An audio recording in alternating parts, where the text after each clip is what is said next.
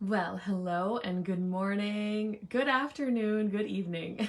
It's morning here for me, but I know for you it might be a different time of day. And welcome to this week's edition of Coffee Chat with me. I am Catherine Oster. Hello. And so today I wanted to chat with you about being alone. What is that? I'm going to just start by talking about like what that is for me and how it has evolved over the years since getting my bars ran and using the tools of Access Consciousness. Good morning, Mom.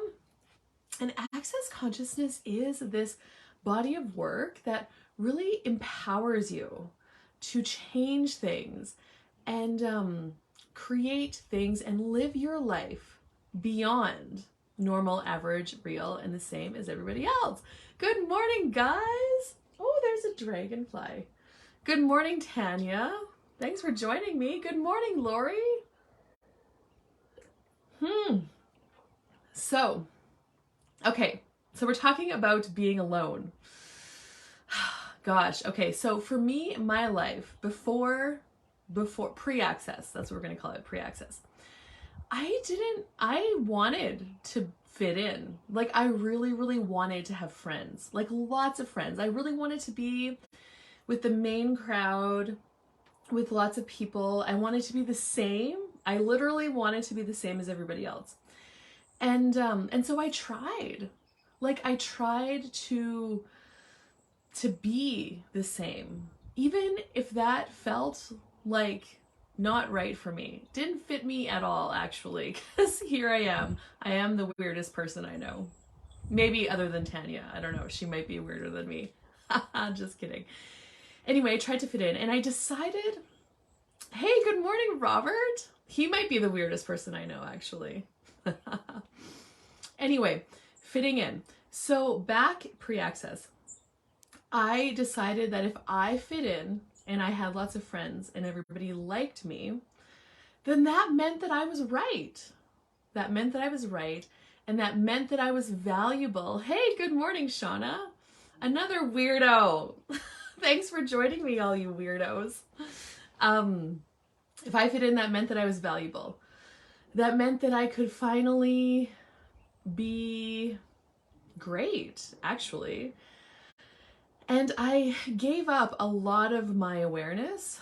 I gave up a lot of myself in order to try to fit in. That's a compliment, I know. I know.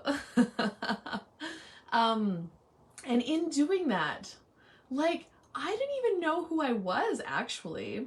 One thing that has stuck with me is I do love horses, and that has been one thing that has been constant in my life all along. So here I am. So really what I started looking at is I didn't actually know what made me happy. I totally lost touch with that in the giving up of myself. Okay, that's a lie. I did know that horses made me happy, but that was the only thing. Other than that, I didn't know because I tried so hard to fit in. And now, and my compass was, it's so interesting because I looked to all of the people around me, my family, the people that I would have called my friends that I wanted to fit in with. I looked to them in order to make my choices, like in order to know what to choose. Those people were the choosing ones in my life. Like I gave them all of my power. And I would look to see what they were choosing. And I would choose that too because everybody else was and I wanted to like fit in. I also did not, hey, good morning, Jen. Yes, Lori, you are the weirdest of the weird. It's very true. um, Another thing that I did was I didn't like other people around me to be uncomfortable. That was another thing. I didn't like other people around me to be uncomfortable. So if they were uncomfortable, then I would again, that would dictate how I would act, what I would say, and what I would choose in order to make the people around me comfortable. That was so terrible, you guys. I had so much pain. I had lots of pain in my body, and I was like it started when I was 16 actually, which is probably exactly when I really started doing that fitting in thing. Well, it started before then, but anyway. Like I had like lower back pain and my feet were so sore, and I was like, you know, in my 20s going, I'm breaking down. My body is just brutal. And I had a lot of, I wouldn't, well, like emotional pain, like in terms of, I felt a little bit crazy. I didn't feel clear in any of my choices, which makes sense because I was looking to all of these other people in order to dictate what I could choose. So yeah, you would feel a little bit crazy. In fact, maybe I seem crazier now, but I have way more clarity. So over the years, you know, getting my bars ran, using these tools, my compass changed. My compass is no longer what other people choose. My compass is no longer what makes other people comfortable around me. My compass is what works for me and what makes me happy. Like, and what works for me and what brings me joy. That is my new compass, and that has been my compass. It started shifting again when I came across these tools of access and getting my bars ran, and over the years has really strengthened. And I would say to the degree now where I really don't check in. Like, I used to ask other people if it was okay if I chose something. And it's like, no, like, what would you like to choose? What works for you? And I didn't know that, but I've strengthened it. So moving forward in my life, it is creating my life for myself, which is absolutely amazing. Hey, good morning, Erin. And has opened up so many different things. Hello, Mona, yeah. All you weirdos are joining me for coffee chat. It's so good. Anyway, that is the power of aloneness. The power of aloneness is you becoming the leader of your life and being willing to go there and make choices, whether anybody else follows you or not. That is the power of aloneness. There's power in your choices. And where are you basing your choices on right now? Now, I do have a family, so I include them in my choices of what works. What is going to create greater for me is also going to create greater for my family. There is another aspect of this alone conversation. So I really went from being, you know, the people pleaser, making people comfortable around me, to discovering what works for me, and then to needing to be alone. Like, I actually did need to be alone. I went through this phase where I just wanted to be alone by myself, because that gave me more clarity. And then I felt like I couldn't have that clarity if I wasn't alone. So I was always seeking and wishing for really to live alone on a planet all on my own. But that's not really easy to do when you have a husband and kids and a business with clients that require you. So I had to look at then strengthening that muscle, that being me when I'm with other people. So you go through different phases of this. Yeah, like being that in the world, you know, like, and having peace with that and strength in that. And sure, if you're a monk and you meditate in caves, you know, for 25 years, but can you, and you get to that peaceful oneness, can you actually go out into the world and live your life?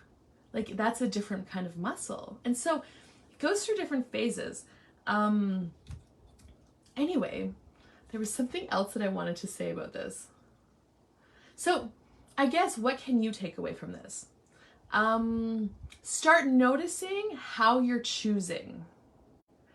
Are you starting to look to other people, you know, to know if it's okay if you choose something or not? And then the next piece would be, start to ask yourself what works for you. What works for you? when I first started asking myself the question, I didn't really get anything because I didn't even consider myself in the equation. It took me a little while of asking that question to actually get a sense of what works for me. And then that. Those two things are where you can start. Another thing is get your bars ran. Get your bars ran. Notice where you want to be with more people. Like, are you actually scared of being alone? There was a movie that we were watching. It's called Gaslight. In the foundation class, we watched it. So I watched it again just freshly last weekend. And the man tells his wife that she's going to die alone in an insane asylum. So, like, being alone is made a wrongness.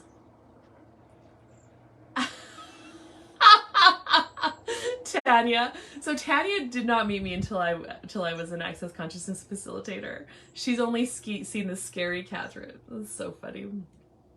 So she probably doesn't believe me when I say that, but it's true. Totally true. There are some of you on here who knew me as a people pleaser. Anyway, gaslighting. Oh yeah, so then it's like being alone is a wrongness, and it means you're insane and you're crazy. And that's what I used to think, that if I was alone, it was wrong. There was something totally wrong with me to the core, that nobody would want to be with me. And that was wrong.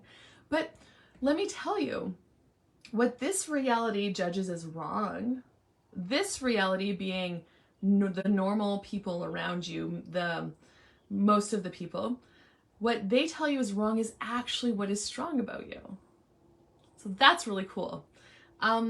Now, as I have, gone through this adventure of discovering myself and the willingness to be alone, what has actually shown up is more people are around me that actually desire that for themselves. So they actually support me energetically in a way. They have my back in a way that is not trying to control me, but supporting me. And that's what I also desire to be for the people around me in my life. I don't want to control. That's a lie. I might control you. I will actually control you to the degree you will allow me. And then I will support you and have your back in you choosing what works for you. And yeah, so like, what would it take for you to support you and have your back, whether anybody else is with you or not? That. So anyway, I'm just rambling on and on because the next daily dose is starting on Monday. I have everything ready. Finally, the page is set up. The invitation is ready for you to check out and choose if you wish. And this next 30-day dose is called The Power of Aloneness. And really looking at getting into you and where you give yourself up, what's possible for you, where you give up your choices in order to stay the same, be comfortable, make other people comfortable. Where are you not willing to go where you know is possible? So that. Anyway, thank you so much, you guys, for joining me. There will be a link with this video for that daily dose if you'd like to check it out. And I'll also post an event on this Facebook page. And if you have any questions, just message me. But thank you so much for the emojis. I'm grateful for all of you weirdos for joining me today. And to those weirdos watching this in the future, mwah. Okay. Have an amazing day wherever you are, whatever you're up to. Chat with you later. Bye-bye for now.